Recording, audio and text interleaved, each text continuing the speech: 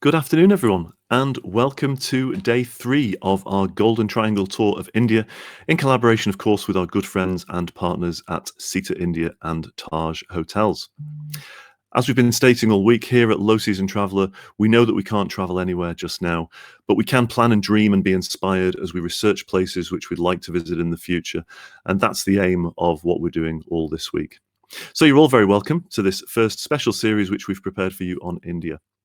So, as we've said, all this week we're learning a little bit more about one of the most sought-after bucket list experiences as we discover what you can expect from the Golden Triangle tour of India. Every day we're going live at 2 p.m. GMT for about 15 to 20 minutes as we speak to our highly experienced tour guide of over 20 years, Mr. Anil, to learn a little bit more about what you'll experience in each destination on this bucket list tour of India during, of course, the low season months. The tour which we're following is featured on the lowseasontraveller.com website, and we'll be unveiling our special low season prices and offers on Sunday the 31st at 2 p.m. again during our final show. So for now, let's crack on with the tour as we travel today to the famed pink city of Jaipur.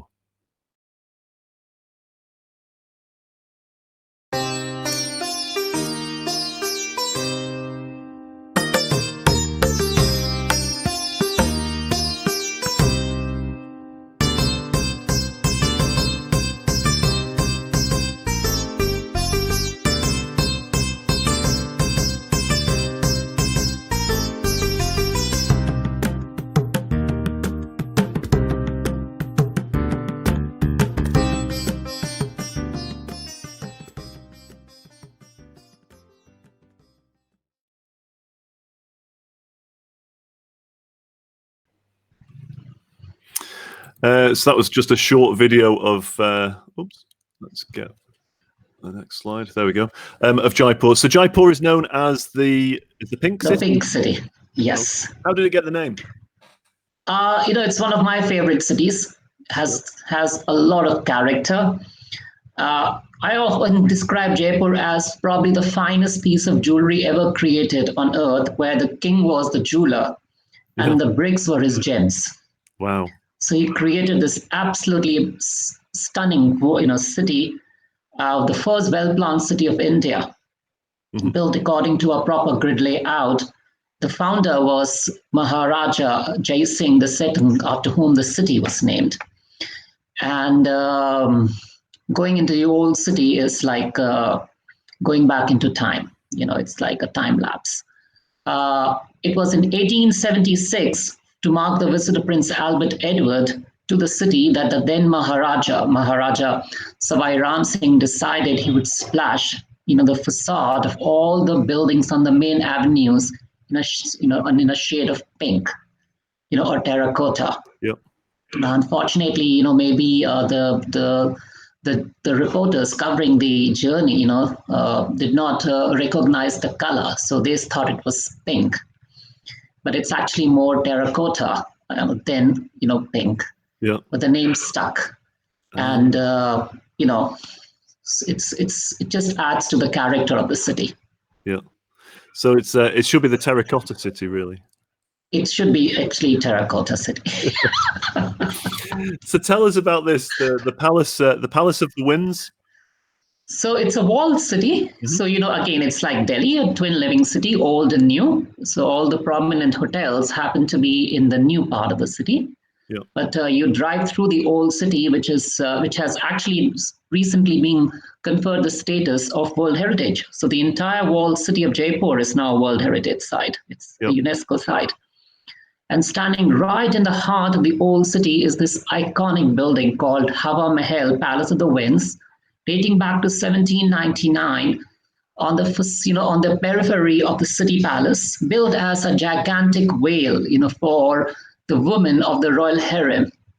The facade is marked by 953 perforated, honeycombed cusped windows, seated behind which the women of the royal harem could have a peep into the men's world. They would also be there every evening to enjoy the cool easterlies blowing through those perforations, and hence the name Hawa Mahal, or the Palace of the Winds. And it's only a facade that's a room deep. So it would be a misnomer to actually call it a palace. because it was never lived in. Right. So, we make a photo stop, for this famous facade, which is again landmark. So if you pick up any guidebook, on Jaipur, and this building would be on the main cover.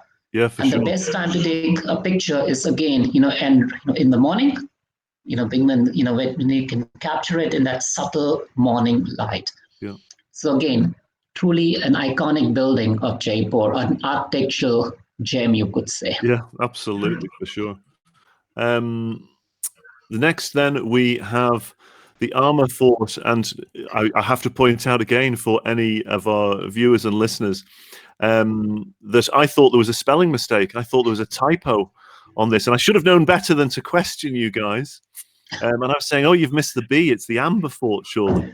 But I was wrong, wasn't I? It's also known as the Armour Fort, isn't it? Tell us, Anil. Yes. So the locals call it Amer, fort, spelled Amer. So if you pick up a local guidebook or a local newspaper, it's still spelled Amer. Amer. Amber, you could say, is the anglicized version, to the local name Amer. So to be honest with you, the name has nothing to do with the color of a stone. It's just an anglicized version to the local name. We do actually have a word in Rajasthani language, Meru, Meru, which means a hill.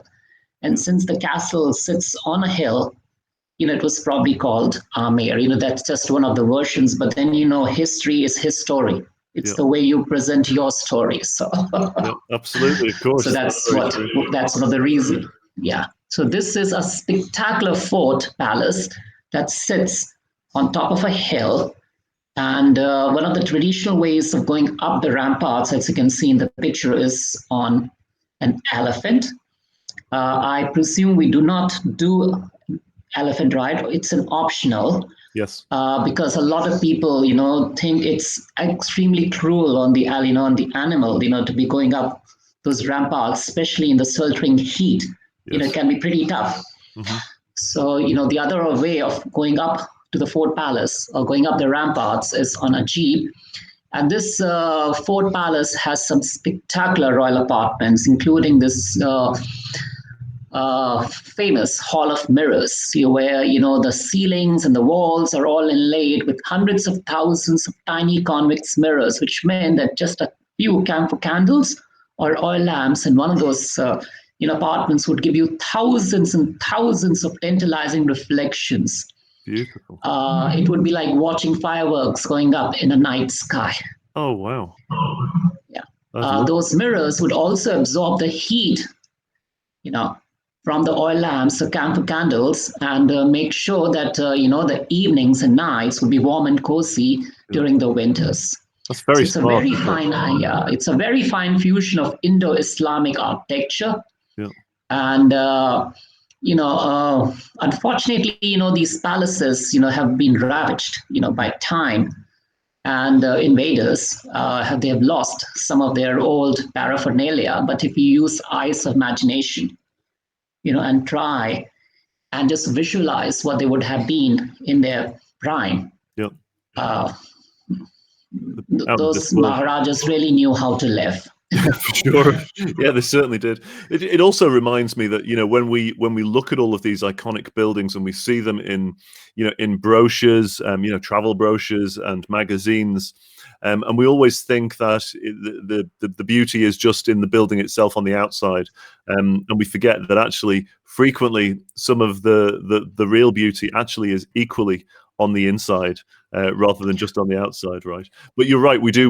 We on this particular tour we go up in jeeps up to the Armour Fort. But another highlight, I'm sure. We then move on to the City Palace. Yes. So there's still a royal family of Jaipur. Right. Although, in 1950, when we became a republic, our constitution came into effect. They lost, the royal families lost all their, majority of their former privileges, but they were still allowed to hold on, to their major chunk of their properties. So this is a spectacular 7-story palace, which is the residence of the royal family. And in 1959, the then Maharaja, who was one of the finest polo players of India. He died, in Cirencester. So that's the English, connection. Yeah. In 1959, he decided to convert sections of this palace, his private residence, into a museum so that they could get over the liquidity crisis, and maintain the buildings. So there is a museum, of armory, textiles, and the Darbar Hall, where they've again laid out how the court would have its seating, periphery, and you also have on display these two gigantic pieces of silverware which are mentioned in the Guinness Book of World Records. Oh, right.